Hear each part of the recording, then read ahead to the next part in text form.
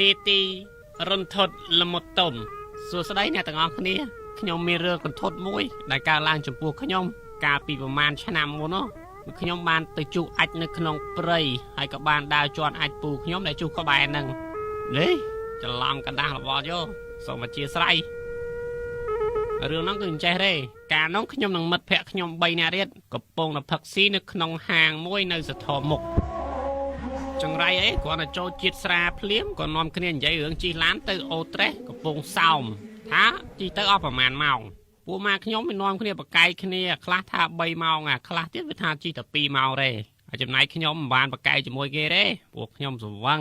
ហើយណាគ្មានស្អីជីផងព្រោះស្ងាត់បកកាយគ្នាបន្តិចពួកយើងក៏នាំគ្នាផឹកបន្តទៀតបាន3 4កែវនាំគ្នាគិតលុយទៅផ្ទះវិញវ៉ាខ្ញុំស្វឹងខ្លាំងជាងគេព្រោះថាខ្ញុំវាផឹកខ្សោយគ្រាន់តែចូលដល់ក្នុងឡានភ្លាមស្រាប់តែមានហេតុការណ៍មួយចម្លែកចម្លងពួកម៉ាខ្ញុំហ្នឹងវាបើកឡានចេញទៅដោយធម្មតាខ្ញុំក៏បិទភ្នែកលក់មកភាំងក្នុងឡានដល់ខ្ញុំដឹងខ្លួនមកវិញខ្ញុំក៏សួរពួកម៉ាខ្ញុំថាអីដល់ណាហើយវើយតាមផ្លូវទៅផ្ទះគ្នាមិនសុទ្ធតែស្មៅអញ្ចឹងវ៉ៃពួកម៉ាខ្ញុំក៏ប្រាប់ថាផ្ទះឯងអីពោះពេជ្រនៅដល់កំពង់សោមឥឡូវនេះវ៉ាអនតលឺភ្លាមខ្ញុំស្វាងស្រាចែតែម្ដងអូលេខសាហាវណាស់ពួកនេះអូយយប់ឡើងស្ងាត់ឲ្យជ្រាបផ្លូវឲ្យងឹតឆឹងលោកអើយខ្លាចផងពេកផងណាមួយអាឡានវាចិត្តអស់សាំងទៅទៀតមិនដឹងធ្វើម៉េចពួកគាត់លេងមកក្បាញ់នេះដែរព្រោះហេតុការណ៍រន្ធត់ក៏បានកើតឡើងនៅកន្លែងហ្នឹងឯងស្រាប់តែមានឡានកុងតឺន័រមួយបើកជម្រាប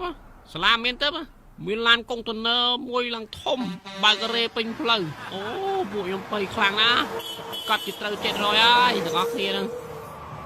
តែដោយភាពវៃឆ្លាតរបស់អ្នកបើកឡានពួកម៉ាក់ខ្ញុំហ្នឹងគ្រាន់តែឡានកុងតឺន័រចិត្តមកដល់ភ្លាមវាក៏បានបើកឡានឡើងដើមខ្នោបឹបដែលដុះនៅក្បែរហ្នឹងហើយពួកយើងក៏គេចផុតគ្រោះថ្នាក់អូទៅដល់កំពង់សោមដោយសុវត្ថិភាពហើយធូរទ្រូងមែនតើ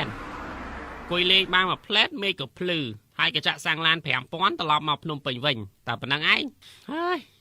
មិនដែរតែអ្វីដែលគួរឲ្យតក់ស្លុតបំផុតគឺប្រហែលថ្ងៃក្រោយពេលដែលខ្ញុំត្រឡប់មកវិញពួកយើងនាំគ្នាចេញពីរៀនទៅស៊ីបាយនៅទូតពងខ្ញុំឈឺជូសនោមខ្លាំងណាស់ពេលហ្នឹងហើយក៏សុំបន្ទប់ទឹកគេជុះក្នុងហាងតែម្ដងស្រាប់តែចេញមកវិញអា3នាក់ហ្នឹងវាបាត់ទៅណាបាត់ពួកម៉ាក់ខ្ញុំណា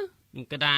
ពួកហ្នឹងក៏កាត់ជាលេងឲ្យខ្ញុំទៀតដែរដើរពី3ជាហ៊ានក៏ប្រទះឃើញកាសែតមួយនៅលើតុបាយគេចុះព័ត៌មានថា